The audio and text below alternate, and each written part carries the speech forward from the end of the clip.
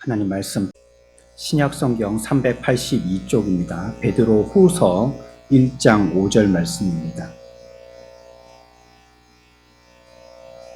그러므로 너희가 더욱 힘써 너희 믿음의 덕의 지식을, 지식의 절제를, 절제의 인내를, 인내의 경건을, 경건의 형제 우애를, 형제 우애의 사랑을 더하라. 아멘.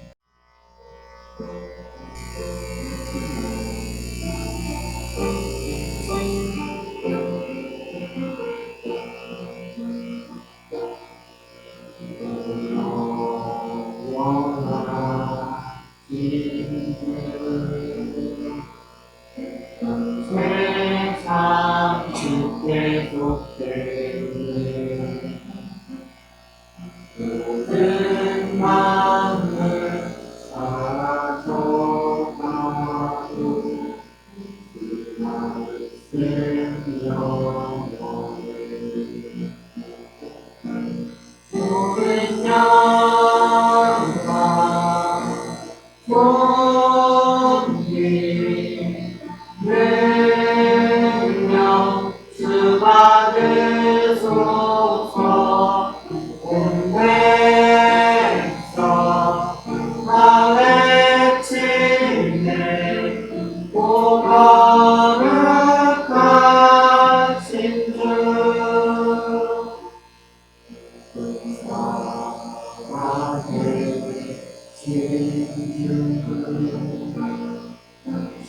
지금도 역사하시네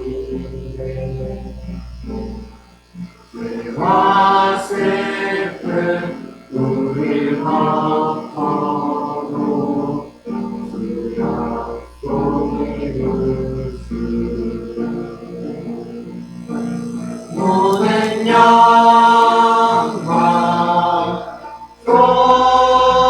존귀 능력 주 받으소서. 온 백성 다 외치네 오 거룩하신 주. 모든 영광 존귀 능력 주 받으소서. 온 백성 다 외치네 오 거룩하신 주.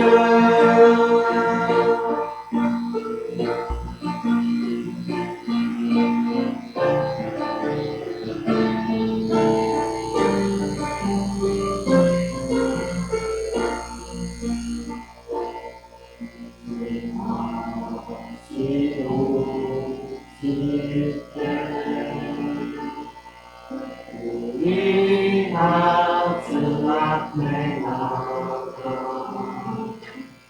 받은 열등한 주께 드리며 주님 내드리며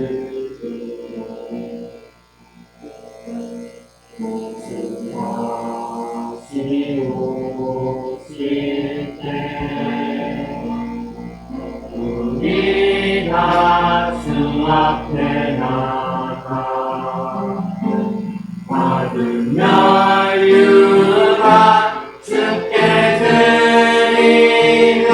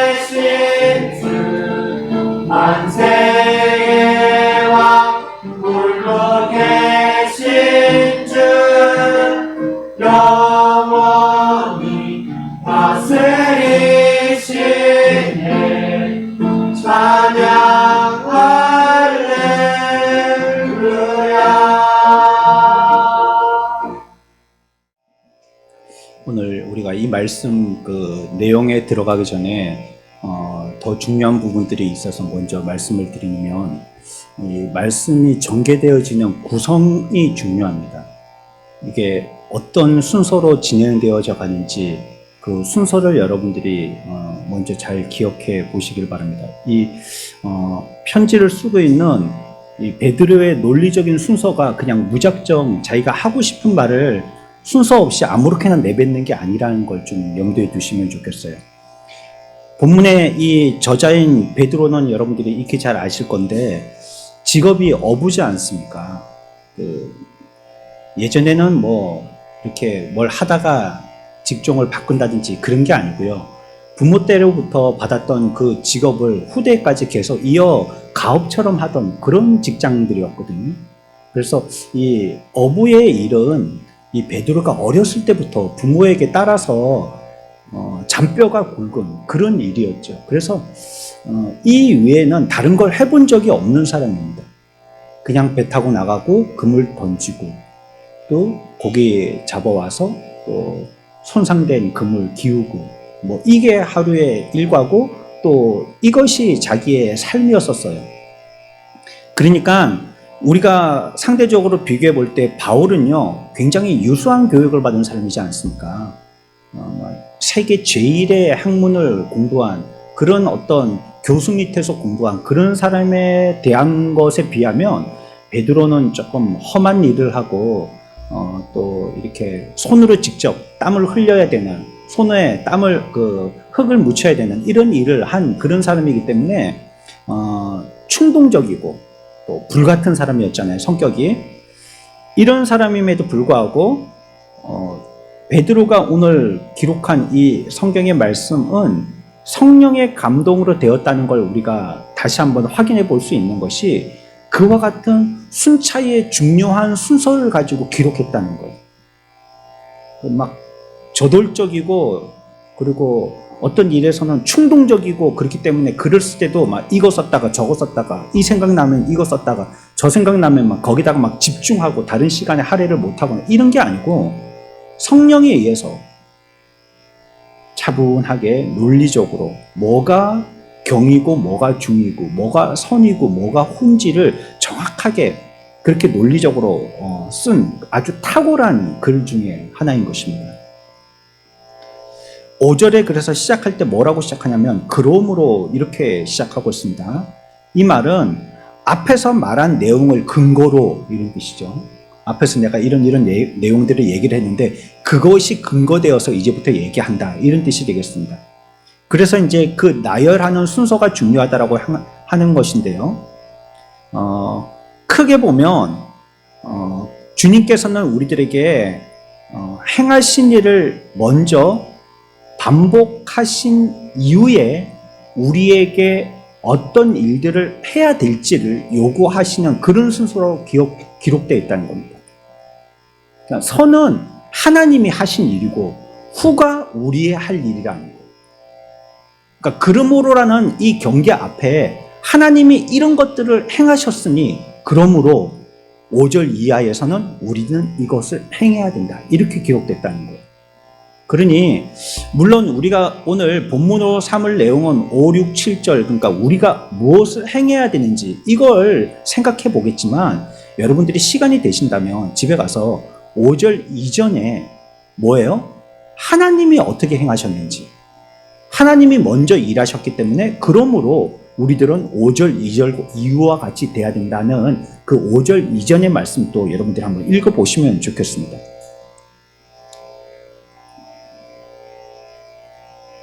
그리스도인이 된다는 것은요, 우선에 우리가 어떤 그 복음에 대한 표현을 해야 된다는 것. 그리스도인이 됐다 하면 이제 네가 교회 다니고 예수 믿는 사람이 됐으니까 뭘 해야 되지 않냐, 뭘 표현해야 되지 않냐 이렇게 생각하고 또 성경에서 우리들에게 무엇인가 본문을 통하여서 말씀하고 있는 이런 것들을 우리들에게 나열해 주신 것들을 생활에서 우리는 그대로 나타내야 된다라고 오해하기가 쉽습니다. 그리스도인이 된다는 것은 복음을 표현하는 것이고 또 성경이 말한 걸 갖다가 실천을 우선적으로 말이죠. 우선적으로. 앞에 우선적으로란 말이 붙어야 되겠습니다. 잘못하면 이게 오해될 수 있는 말이니까. 우선적으로 내가 표현하고 실행하고 이런 것이라고 생각하기가 쉽다는 것입니다. 그러나 복음은요, 절대 우리들에게 먼저 일하라고 요구하지 않습니다. 복음은요, 먼저 우리들에게 무엇을 해 주셨는지를 깨닫게 해 주십니다. 일하라고 하기 전에 내게 복음이 하시는 일을 먼저 말씀하신다는 거예요. 그리고 그러므로 5절과 같이 이렇게 하라. 이런 식으로 말씀하신다는 겁니다. 오히려 하나님께서는 우리에게 하나님이 어떤 일을 하셨는지 이것을 아는데 더 많은 시간을 할애하십니다.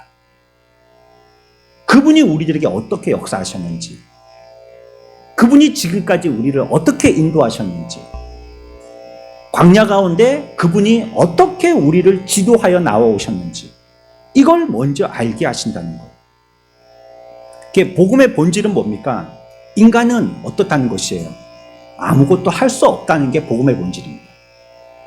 인간은 부패하고 죄에 찌들어서 아무 할 수 있는 능력이 다 상실돼 버렸다. 우리는 아무것도 못하는 자다.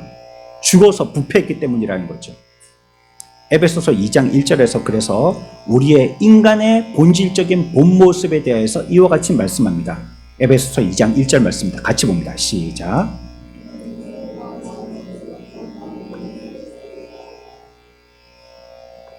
그는 우리가 허물과 죄로 어떻게 했다고 말이에요? 이거 잘 기억하셔야 됩니다. 허물과 죄로 우리는 죽은 것입니다. 죽은 자는요, 반응하지 않아요. 움찔하지도 못합니다. 옆에서 누가 와서 나의 장례식에서 통곡을 하고 있는지 아니면 무덤덤하게 육개장만 먹고 가는지 이거 다 모르는 거예요. 우리나 산 사람이나 알지. 병풍 뒤에 누워 계신 분은 모른단 말이에요. 생명이 없고 그렇기 때문에 죽었기 때문에 생명이 없고 죽어서 생명이 없기 때문에 아무것도 하지 못한다는 겁니다. 인간의 본질입니다. 우리가 예수를 믿으면 뭔가 할 수 있는 것처럼요. 이제 신앙에 입문하게 되면 뭔가를 갖다가 막 뜨거워져가지고 막 이것도 할 수 있고 저것도 할 수 있고 물론 하나님이 주신 벅찬 감동이라는 게 있긴 있지만 우리가 그것을 어떤 부분에서 의무처럼 생각해서요. 이걸 먼저 하고 저걸 먼저 해야 되고 그렇게 생각하기가 쉽지만 우리는 허물과 죄로 죽었다는 말이에요.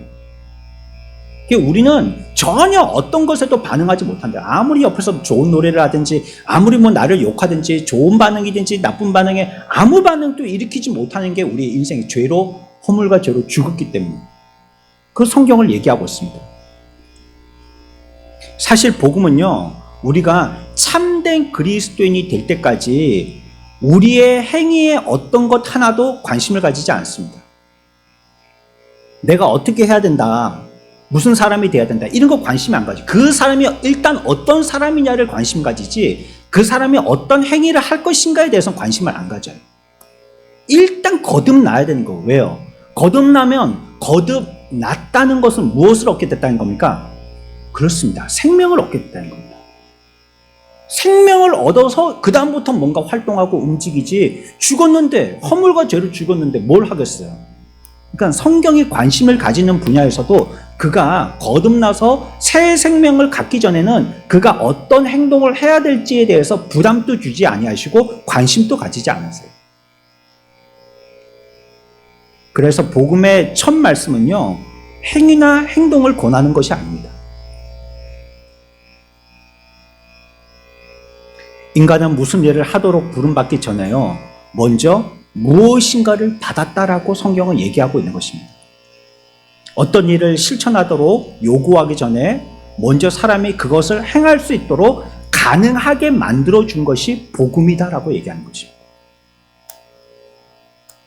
죽은 자에게 간청하는 것은 아무 소용이 없는 것처럼요. 그래서 논리적으로 간청의 유일한 대상이 된다는 것은 살아있어야 된다는 것입니다. 그러니까 5절에 그러므로라는 이 단어의 중요성이 여기서 표현되는 것입니다. 그러므로 우리가 죽었냐 살았냐 앞에 5절 이전에 그렇다면 죽었다면 허물과 죄로 죽은 그 상태가 유지된다면 5절 이하는 소용이 없다는 거예요. 뭘 하고 이거는 죽었으니 뭘 어떻게 할 거예요. 누워있는데 못한다는 것입니다. 그러니까 5절 이전에 그러므로 전에는 우리가 죄와 허물 가운데 어떻게 써요? 죽었다가 뭐 해야 돼요? 살아나야 되는 겁니다. 살아났을 때 5절부터 이제 전개되는 것입니다. 에베소서 2장 8절입니다. 우리 같이 한 말씀을 같이 읽겠습니다. 2장 8절입니다. 시작.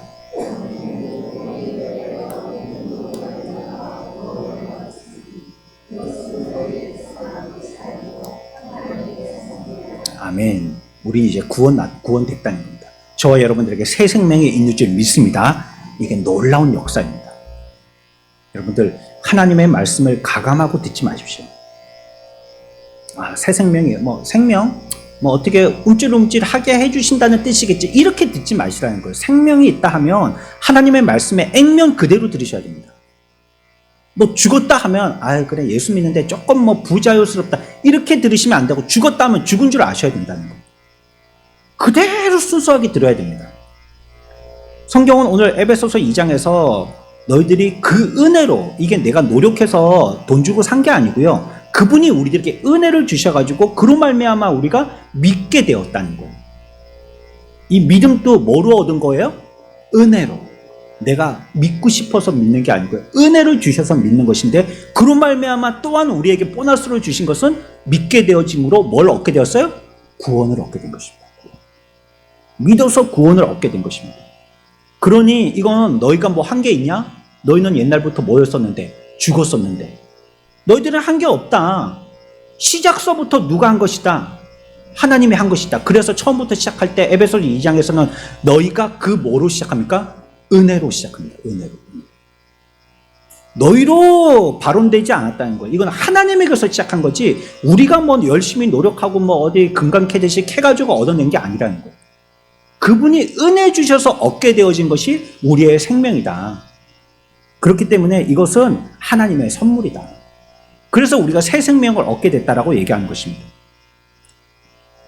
하나님은요 우리에게 농장도 주셨어요. 하나님은요 우리에게 뿌리라고 씨앗도 주셨어요. 그리고 그 씨앗을 뿌리고 경작할 수 있는 농기구도 우리들에게 주셨어요. 그리고 우리에게 경작하라라고요 그 땅을 1년간 맡겨주신 겁니다. 그런데요 그거 가지고 농사 지을 수 있나요? 농사 짓는 분들이 하시는 말씀이 있어요. 농사는 누가 짓는 거다? 하늘이 짓는 거다. 이렇게 말씀해요. 농부가 짓는 게 아니고요. 하늘이 짓는 거예요. 하늘이. 아무리 물 뿌리개로 물 뿌리고 호수 끌어다가 물 뿌리고 이래봤자요. 하늘에서 비 한 번 오는 거를 못 감당해요. 그것도 막 쏟아지는 비 말고요. 스르르 스르르 이슬비 같은 비가 새벽에 내렸다가 낮에 거쳤다가 다음날 밤에 또 이슬비 같은 게 내렸다가 이걸요 호수를 막 소방호수를 뿌리는 이 물이 못 당해내요.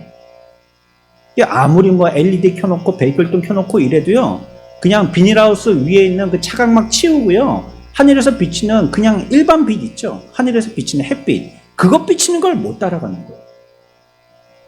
그러니까 아무리 하나님이 밭을 주시고 씨앗도 주시고 경작할 농기구도 주시고 맡아서 행하라고 1년간 그 땅도 우리에게 맡겨주셨지만 그분이 우리들에게 하늘에서 비나 햇빛을 허락하지 아니하시면 주신 걸 한 번도 사용하지도 못한다는 거예요. 그냥 창고에 고스란히 녹만 썩히고 있을 수밖에 없다는 거예요. 그분이 허락하셔서 농사 지을 수 있는 환경이 되게 하셔야지 그래야지 그거 꺼내가지고 뿌리고 가꾸고 이래 해본다는 것입니다. 일단은 하나님이 환경을 만들어 주시지 아니하시면 우리가 마련해 놓은 게 아무 소용없는 거예요. 요번에 경북에 불난 거 보십시오. 산불 조심한다고 우리가 잘 심고 또 가서 한 번씩은 솎아내기도 하고 또 아름답게 등산로 또 이렇게 산속으로 들어가고 산책할 수 있는 그 둘레길 이런 거 계단 만들고 안전 펜스 만들고 안내판 만들고 위에다가 뭐 망원경 만들고 더위에서 밑으로 내려오면서 구경하라고 뭐 케이블카만 그래봤자 무슨 소용이 있습니까? 산불 나니까 끝이지 않습니까? 네?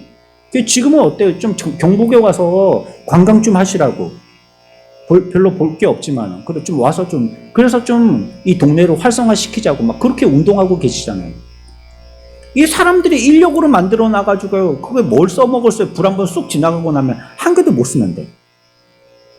그러니 우리는 애초에 죄로 죽었던 인생들이니까 하나님이 우리들에게 생명을 주셨을 때 그러므로가 시작되는 겁니다. 그때부터.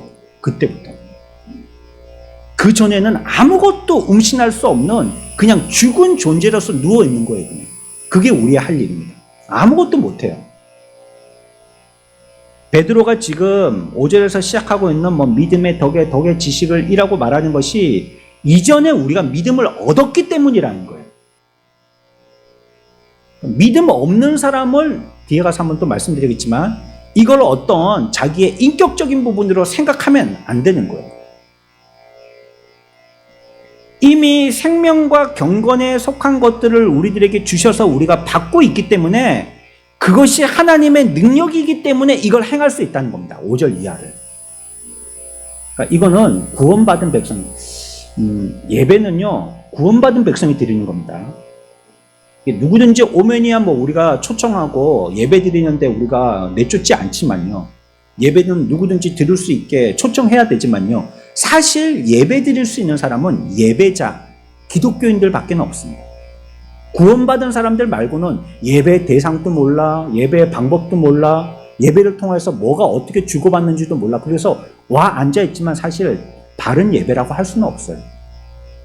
그들을 초청해서요, 이제 바른 예배자 되게 만들려고 하는 거죠, 우리가. 그것처럼 말이죠.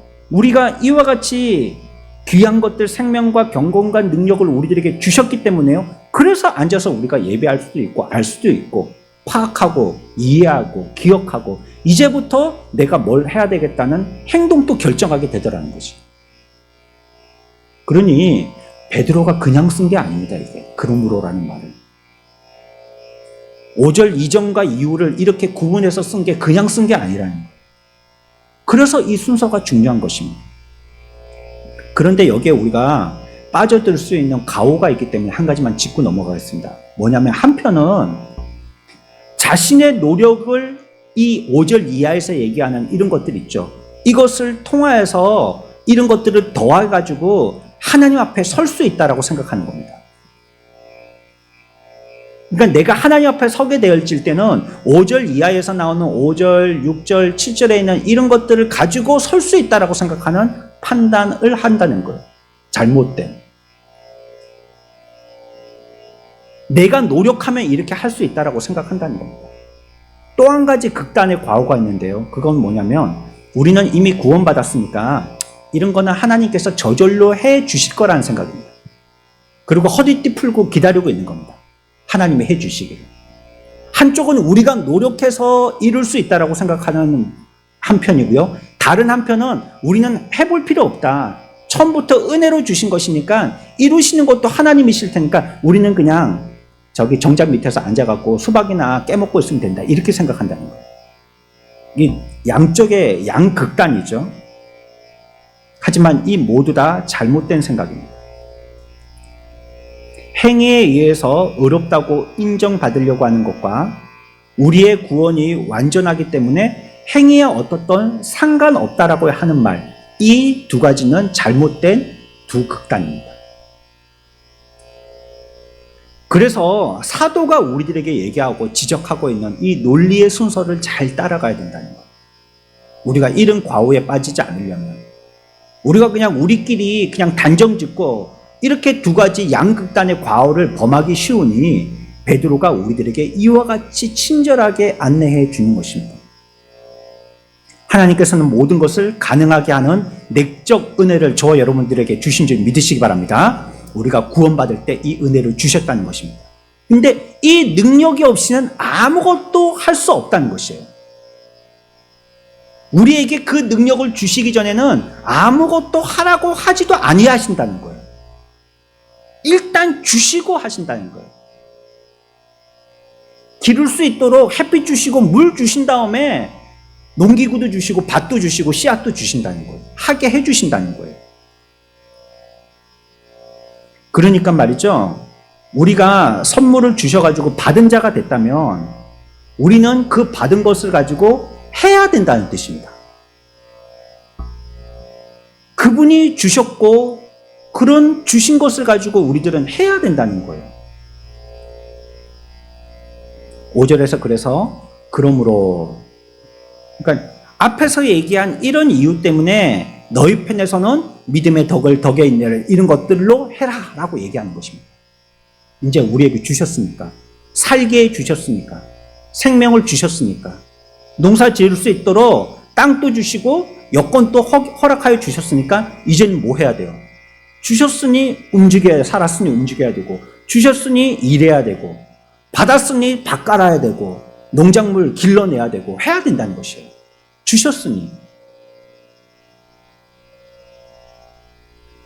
이미 하나님 편에서 무엇을 하셨다는 것을 우리가 이제 알게 됐으니까요. 우리 편에서는 5절 이하에서와 같은 이런 일들을 해야 된다는 것입니다. 본문에서 우리가 끝에 가서요. 7절 끝에 보면 더하다 이 말을 먼저 좀 이해하고 이제 본문을 한 절씩 주의해 보겠는데요. 더하다라는 이 말은요. 합창에서 나오는 말인데요. 조화를 이루게 한다는 것입니다. 멋진 결과를 만들어낸다는 것이에요. 그러니까 우리가 지금 5절부터 6절, 7절에 이어지는 이런 얘기들은 자기의 성향에 맞는 뭐 한 개를 골라라 이런 뜻이 아니라는 겁니다. 나는 어떤 성향이냐? 내가 뭐 MBTI의 T냐, 뭐예요? F냐, 네 뭐냐? 그러면 네 성향에 맞는 거 한 개 골라라. 이런 게 아니라는 거예요. T든지 Y셨든지 간에 뭐 다 해야 된다는 거예요. 이걸 갖다가 전부 다 합창과 같이 뭘 해야 된다는 거예요. 조화를 이루어야 된다. 다 가져야 된다. 그리스도인이라면 다 가져야 된다. 5절부터 7절까지. 그러나요, 여러분들에게는 편의상 제가 한번 구분해 보겠습니다. 어떻게 구분하냐면요. 5절을 구분하고요. 6절을 구분하고요. 7절을 구분하는데 이렇게 이해해 보면 좋겠어요. 어떻게 이해하면 좋겠냐면 5절은 믿음의 특성이다. 이렇게 생각하면 좋겠고요. 6절은 우리 속에 있는 내적인 기질이다. 이렇게 생각하면 좋겠고요. 7절은요. 다른 사람들과 대인관계, 하나님과의 관계는 어떻게 해야 되느냐. 관계성이다. 이렇게 생각하면 좋겠어요. 5절은 믿음의 특성, 6절은 내적 기질, 7절은 관계성. 이렇게 생각하고 각 절의 내용들을 보시면 좋겠다는 거예요. 먼저 첫 번째 5절입니다. 믿음의 특성이죠. 믿음의 특성에서 첫 번째 우리들에게 얘기하고 있는 것이 무엇이냐면 너희들이 덕을 이렇게 얘기합니다. 덕.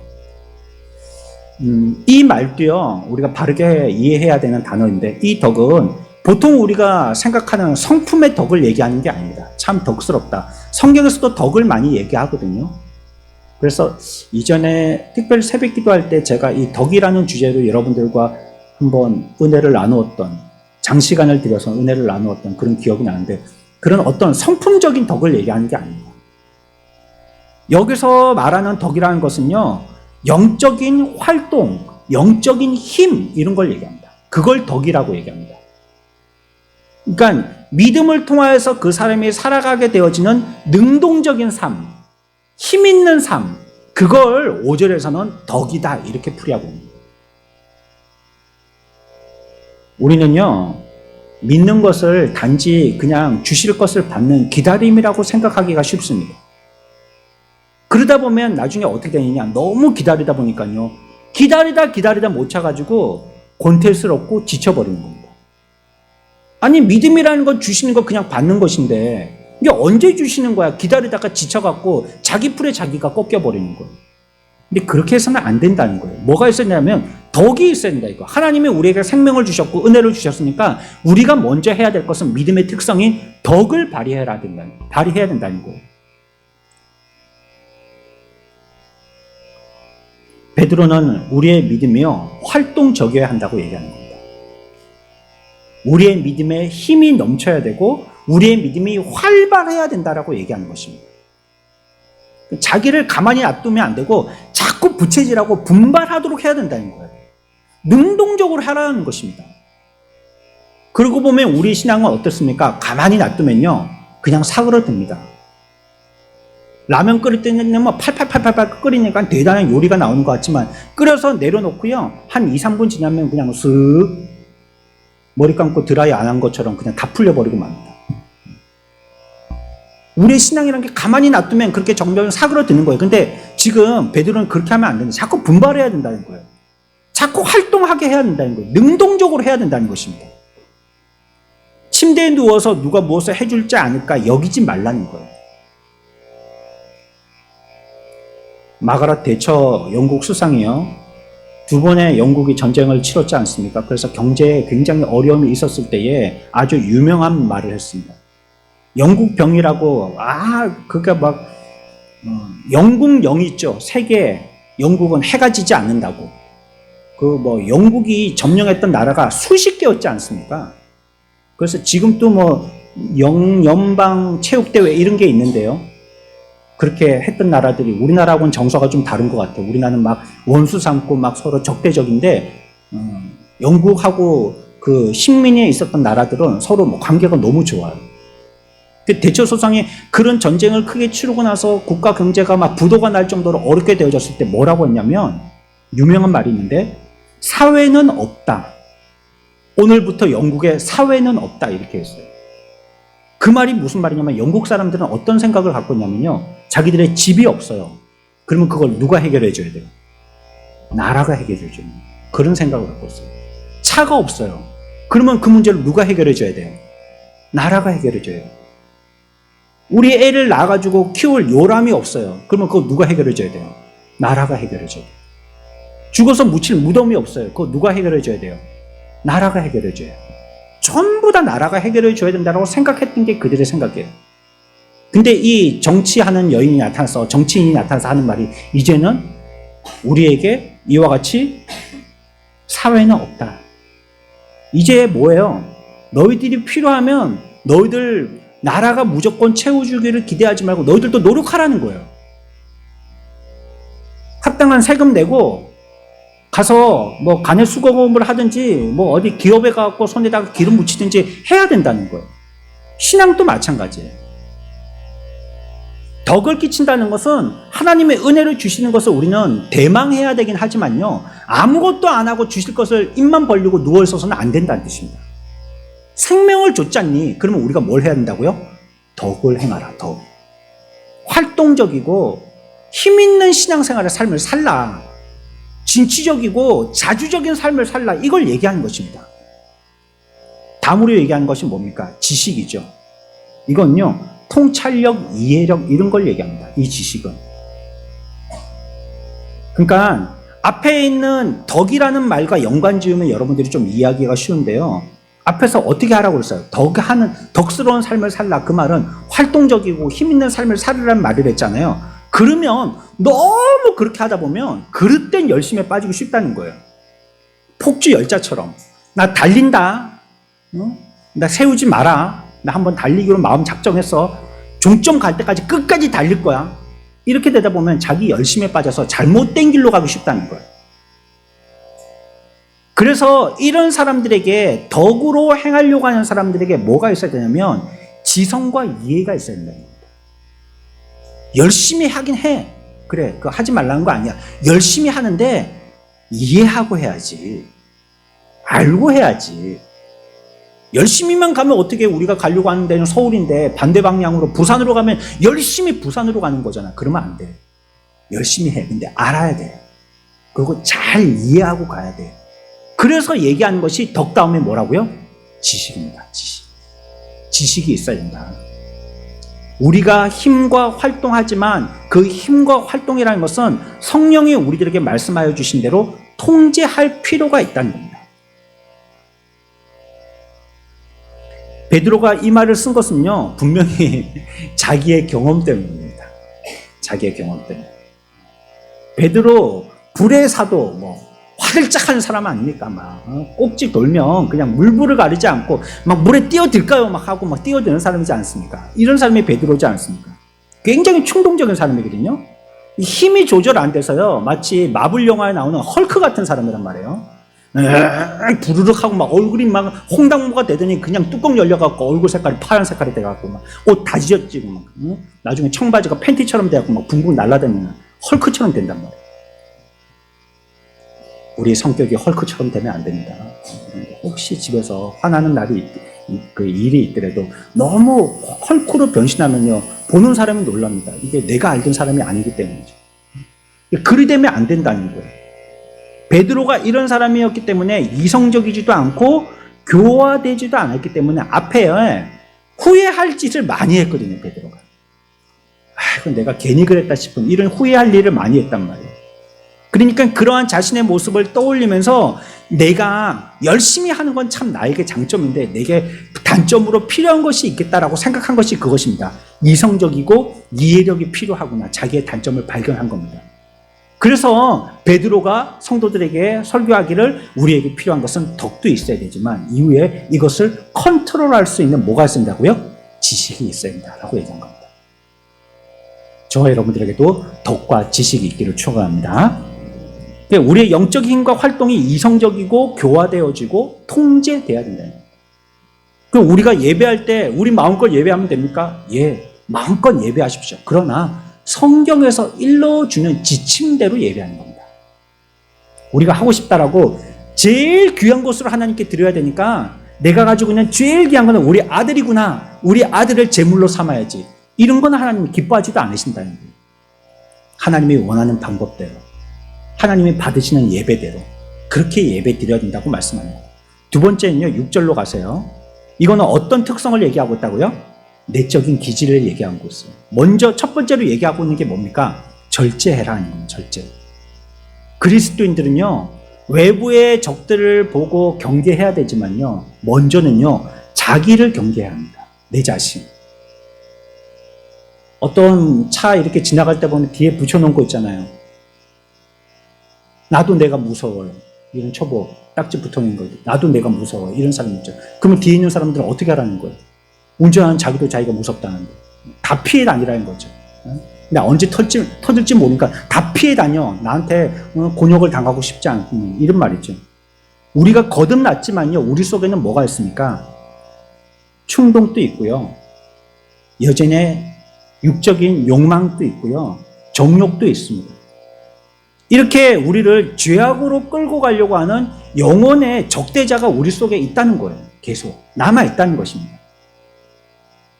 우리는 거듭났지만 끊임없이 우리는 육체의 소욕을 따르려고 한다는 것이에요. 그렇기 때문에 우리들은 육체의 소욕을 성령으로 거슬려야 된다라고 얘기하고 있는 것입니다. 그때 필요한 것이 뭐예요? 절제하는 거예요. 절제. 자기를 절제하는 것입니다. 자기 훈련을 게을리하지 말고 마음속에서 이러한 것들이 자꾸 일렁일렁하고 올라오려고 할 때 경계하고 절제해야 합니다.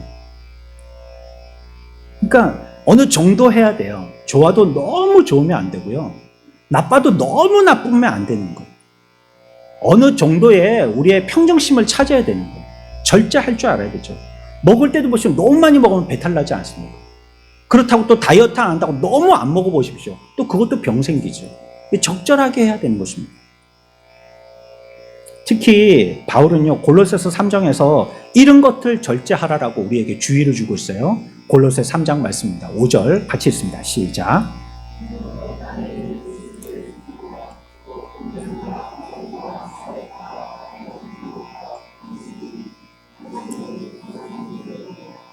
아멘. 음란한 거 이거 우리에게 있다는 거예요. 성령을 쫓아 사는 사람도 말이에요. 우리가 예수 믿어도 말이죠. 음란과 또 부정과 사욕과 악한 정욕과 탐심과 이런 게 있다는 겁니다. 그래서 이것을 계속 육신의 소욕과 또 영의 소욕을 가지고 계속 싸워야 된다는 거예요. 절제해야 된다는 것입니다. 우리가 믿음을 가지고 있기 때문에 아무것도 하지 않아도 우리 속에 있는 이 악한 것들이 저절로 사그러들 거라고 생각해서는 안 된다는 거예요. 믿음을 갖고 있지만 이게 계속적으로 파도치듯이 일렁이기 때문에 우리들은 절제의 싸움이 계속적으로 필요하다는 것입니다. 이것은 내가 하는 게 아니고요. 다시 한번 강조합니다. 5절 이전에 하나님께서 우리들에게 그것을 할 수 있을 만한 능력과 생명과 경건을 주셨기 때문에 할 수 있는 겁니다. 이게 지금 우리가 힘써서 발휘해보자 이런 뜻이 아닙니다. 앞에서 말씀드렸죠? 주었으니 받아서 해라 이 뜻입니다. 그러니까 이미 우리에게 주신 것입니다. 그러니 할 수 있다고 얘기합니다. 두 번째 얘기하는 것은 인내입니다.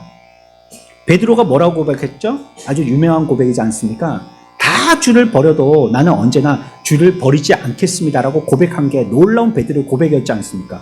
그러나 결국은 뭡니까? 예수님을 부인할 때 몇 번이나 부인했어요? 철저히 확인 도장 찍어가면서 3번이나 부인했습니다. 이게 어떤 신앙 고백이라 할지라도요, 실행되지 않는 신앙 고백은요, 소용이 없는 것입니다. 내가 하나님께 하늘의 별을 따다 바치겠습니다. 이거 뭐 자기가 실행할 수 있나? 할 수 있는 신앙 고백해야 된단 말이에요. 우리가 연마해야 되는 것은요, 오래 참고 견디는 것입니다.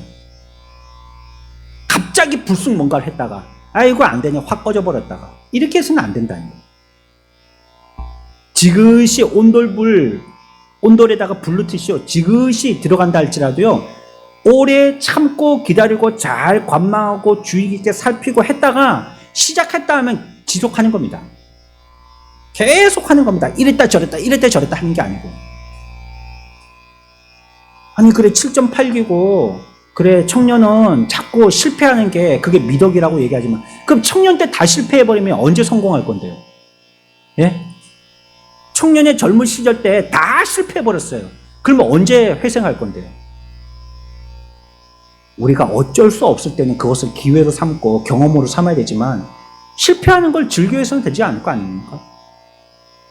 인내하고 잘 참고 유심히 보고 신중하게 하고 또 조언을 구하고 지식도 탐구하고 여러 경험들에 대해서 나도 한번 적용해보고 벤치마킹도 해보고 이래가지고 조금씩 해갖고 이뤄내야죠. 조금씩이라도. 인내하라는 것입니다. 그래서요, 이 인내라는 것들은 앞의 말들을 다 누적하는 것입니다. 덕도 있어야 되고 지식도 있어야 되고 활기 있게 행동하지만 또 통제할 줄도 알고 이런 말들을 다 누적해서 하는 말들입니다. 우리는 하나님의 자녀가 되어서요, 우리가 잠시 받는 고통은 이후에 영광스럽게 될 영원한 기업을 위해서 우리가 전진하고 있다는 것을 기억해야 될 것입니다. 그래서 오늘 우리 6절에서는 우리에게 내적인 기질을 얘기할 때 2가지 기억할 것이 있습니다. 뭐 해야 돼요? 절제하고 또 뭐 해요? 인내해라. 우리가 이런 성량의 사람들 돼야 된다. 절제하고 인내하는 사람 돼야 된다. 마지막은요, 이제 7절입니다. 이거는 무엇에 관계되는 말이라고요? 관계성을 얘기하는 겁니다. 관계성. 그러니까 먼저는 관계를 얘기했다면 여러분들에게 딱 하고 떠올라야 될 게 있습니다. 그거는 이 사람하고 어떻게 잘 지낼까가 아니라 관계성을 얘기하면 첫 번째는 하나님입니다. 하나님하고 어떻게 잘 지낼까? 그래서 제가 연애하는 청년들한테 하는 말이 있습니다. 비밀 연애하면 모르겠지만 공개 연애해가지고 저한테 소개를 시켜준다면 하나님하고 관계가 돈독하고 그것이 어긋나지 않도록 해야 된다라고 얘기합니다. 둘이서 아무리 좋다고 그래 뭐 죽고 못 살아도 하나님하고 관계가 어긋나면 두 사람의 관계가 하나님하고의 관계를 어긋나게 하는 관계 같으면 하나님이 그거 기뻐하지 않으신다. 서로에게 조금 미스하더라도 하나님과의 관계가 돈독하도록 서로의 관계를 유지하고 발전시키라. 그러면 하나님이 기뻐서요. 아이고 둘이서 사귀더니 나를 더 잘 믿네. 그러면 하나님이 거기에 복을 주신단 말이에요. 그런데 둘이서 사귀는데 하나님을 더 못 믿어요. 그럼 하나님은 어떻게 했어요? 뭐 하시나 하나님? 하나님은 질투하시나요? 지들끼리만 좋아해? 나는 안 좋아하고? 이렇게 좁은 마음으로 하시지는 않지만 표현하자면 그렇다는 겁니다. 그러니까 관계성을 얘기하면 첫 번째로 사람 관계 전에 무슨 관계를 생각해야 된다고요? 하나님과의 관계. 이게 정상이 돼야 됩니다. 일단 하나님과의 관계가 정상이 되는 게 첫발입니다. 이게 우선시 돼야 되죠. 우리가 계속해서 오래 참으면서 왜 이 모든 일들을 해야 하는지를 기억해야 된단 말이에요. 왜 우리가 이렇게 절제도 해야 되고 인내도 해야 되는가? 우리가 왜 덕이 있고 지식적이어야 되는가? 이해해야 되는 최종적인 결론을 이해해야 된단 말이에요. 왜요? 왜 그렇게 해야 됩니까? 최종적으로 하나님께 영광 돌리기 위해서요, 그게. 하나님과의 관계를 회복하기 위하고 하나님과의 관계를 발전시키기 위해서 그런 걸 하는 겁니다. 앞에서 말씀드렸죠? 이게 자기 개발의 이유가 돼서는 안 된다고. 그런 사람은 경건하지 않습니다. 내가 인내하는 사람이 돼야지. 내가 절제하는 좋은 성품의 사람이 돼야지. 이게 자기를 성품으로 만들게 하기 위해서 이렇게 하면요, 경건하지 않다는 거예요. 그 목적이 뭐야 돼요? 하나님과의 관계. 하나님께 영광 돌리는 것. 이 관계가 필요하기 때문에 먼저 우리들에게 얘기할 때 첫 번째로 얘기하는 것이 7절에 뭡니까? 경건을 얘기합니다. 경건. 경건해라. 경건. 여기까지 오기는 경건을 위해서다. 이렇게 얘기하는 것이죠. 어느 누구에게 대한 관계를 생각하기에 앞서서 항상 하나님을 영광되게 하고 하나님을 영화롭게 하고 하나님을 찬양하기 위한 것임을 확신해야 된다는 겁니다. 그를 위해서 하라는 거예요. 그렇다면, 해야 될 거 있다면, 지금 하나님이 우리들에게 능력과 힘을 주셔서 해야 될 무엇인가 있다라고 생각할 때 거기에 대한 최종적인 검사는 하나님께 영광이 되는가 하는 거예요. 이 사람들을 교회에서 잡아 돌려가지고 죽으라고 일시키는 봉사자로 세웠어요. 그런데 그게 하나님께 영광이 되나? 교회는 유익이 되는데 우리는 일손을 좀 들어가지고 덜 피곤하게 됐는데 이 하나님께 영광이 되나? 영광이 되면 하라는 겁니다. 그러나 하나님께 영광이 되지 않는다면 멈춰라. 천천히 해보자는 말씀이죠. 그렇게 한 후에 우리들에게 필요한 것이 뭡니까? 형제 우애하는 것입니다. 형제. 이제 하나님과의 관계가 잘 되면 사람과의 관계는 좀 저절로 되는 겁니다. 그러니까 모든 그리스도인들에게 하는 겁니다. 형제 우애는. 내가 좋아하는 단짝하게만 하는 것이 아니고. 새 가족들이 오시면요, 좀 힘들어 하시는 게 그겁니다. 같이 교제의 폭이 좁다는 거예요. 우리 교회는 숫자가 몇 명 안 되시다 보니까 말이죠. 남자분 또 연령별로 많지가 않으시고, 여자분들도 연령별로 많지가 않으시고, 어떤 사람들은 또 자기 직업끼리 좀 만나면 얘기가 통하는데 그런 직업 분류도 많지 않고 이러다 보니까 교제의 폭이 좁다는 거죠. 우리는 그러나 형제 우애라는 것을 생각해서 모든 그리스도를 형제 우애하라. 성경은 얘기하고 있는 것입니다. 근데 이게 좀 어려워요. 왜일까요? 형제 우애할 때 아는 사람들은 서로를 더 기대하거든요. 그래서 더 실망합니다. 아예 기대를 하지 않는다면요, 실망을 안 할 텐데요. 여러분들, 교문 앞에 섰습니다. 띵똥띵똥 수업 끝나는 종이 쳐가지고요, 우리 아이가 초등학교 2학년짜리가 가방 메고 딸랑딸랑 막 뛰어옵니다. 우르륵 애들이 막 그 교문 밖으로 쏟아져 나와요. 애들이 내 옆을 막 스치고 지나갑니다. 여러분들이 서운합니까? 섭섭합니까? 안 하죠. 왜요? 이 애들은 우리 애들이 아니기 때문에요. 근데 내 아들이 있는데요, 얼굴을 딱 보더니 못 본 척하고 싹 지나가요. 그러면 어때요? 엄마는 서운한 겁니다. 근데 이 아이는 내 아이이기 때문이죠. 우리가 하나님께 대하여서도 우애하고요, 하나님께 대하여서 우리가 그 관계가 정상적으로 되도록 좋은 관계가 되도록 해야 되고요, 또한 아는 우리 모든 성도들, 형제들의 관계에 대해서도 그들이 알기 때문에 기대하지만요, 그러나 우리는 그들을 사랑해야 된다는 거예요. 고린도전서 13장 7절에서 여기에 대한 힌트를 얻을 수 있습니다. 같이 있습니다. 고린도전서 13장 7절입니다. 시작.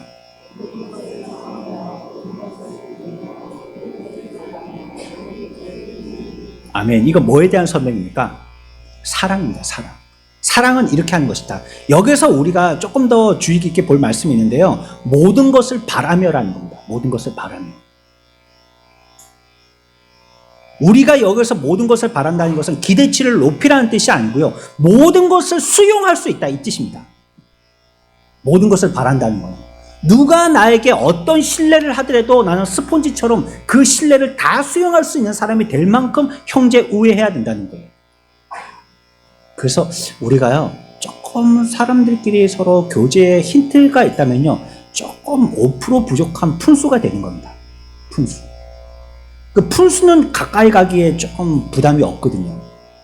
근데 너무 어떤 사람을 보면 저 처음 인상이 너무 강하셔가지고 제가 다가가기 힘들었다고. 지금 교제하고 지나고 나니까 그렇지 않은 분인데 처음에는 좀 그러셨다고. 그랬죠? 제가 좀 그랬죠. 뭐 이래가지고 말씀하신 걸 들어볼 때가 있습니다. 모든 사람에게라는 것입니다. 그리고 여기에 덧붙여서 우리들에게 사랑하라라고 얘기합니다. 모두를 위해서 우리 속에 큰 사랑을 가지라고 얘기하는 것입니다.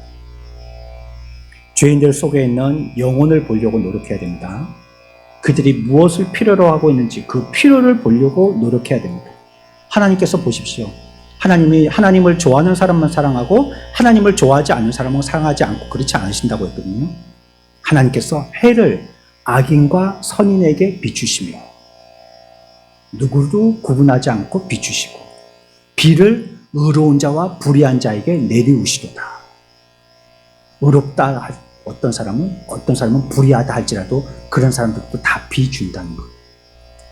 저와 여러분들에게 꼭 맞지 않는 사람들 있지 않습니까? 성향적으로 좀 컬러가 다른 사람들 있잖아요. 그래도 그런 사람들에게 대해서 어떻게 돼요? 형제 우애하고 사랑해야 된다는 것입니다.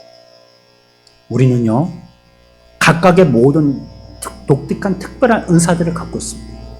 여러분들 나름대로 무지개 컬러를 한 가지씩 갖고 있다는 것. 첫 번째 말씀드렸죠? 7절 끝에 뭐 하라고요?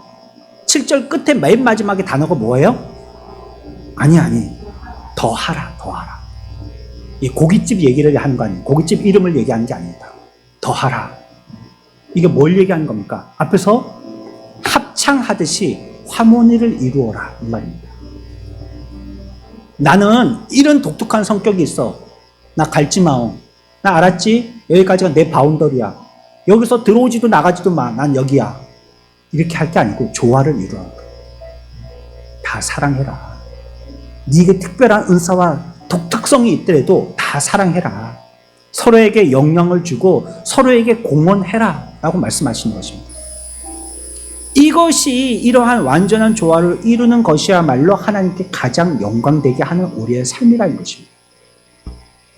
합창에서 완성은요, 하모니를 이루는 겁니다. 합창에서는요, 노래 잘 부르는 한 사람 또 있어야 되지만요, 그 사람이 여러 사람들과 섞여서 부르는 것이 중요한 것입니다. 어떤 노래 잘 부르는 한 사람의 목소리만 드러나도 안 되고요, 내 소리가 뭐 드러나겠나 싶어서 아무도 말을 안 한다든지 해서도 안 되는 겁니다.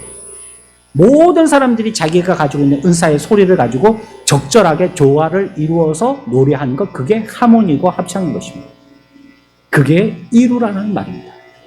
이와 같이 형제 우애의 사랑을 더하라는 말입니다. 그리스도인은요, 처음을 시작할 때 믿음으로 시작합니다.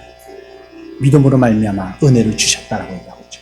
그러나 그리스도인의 최종적인 마지막은요, 사랑으로 끝맺습니다. 믿음으로 말미암아 우리에게 주신 힘과 능력, 공급합심이 있다면 우리들이 해야 될 일은요, 최종적으로는 모든 자들을 사랑하는 것입니다. 믿음이 없이는 아무것도 할 수 없습니다. 그러나 믿음을 얻게 된다면 그것은 반드시 사랑으로 끝맺어야 된다라고 말씀하고 있는 것입니다. 왜냐하면 하나님은 사랑이시기 때문입니다. 우리 그리스도인의 생활 속에서 완전한 균형과 조화를 드러내도록 힘주시고 격려해 주시기를 축원합니다.